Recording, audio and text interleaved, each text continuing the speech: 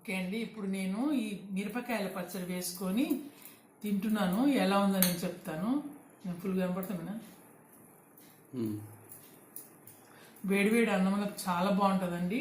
ఎప్పుడైనా కర్రీస్ లేనప్పుడైనా లేకపోతే సైడ్కి పెట్టుకొనైనా తినొచ్చు. చాలా బాగుంటుంది.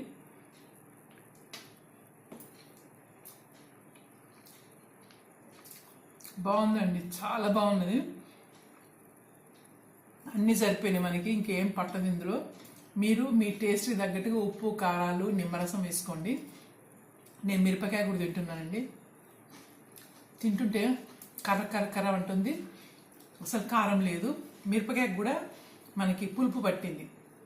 నేను పెట్టి కూడా ఒక 1 అవర్ అయింది కదా, కొంచెం దానికి పట్టింది అనమాట. తింటుంటే భలే రుచిగా ఉందండి, చాలా బాగుంది. ఒకసారి మీరు ట్రై చెయ్యండి, ఎలా ఉందో నాకు కామెంట్ చేయండి.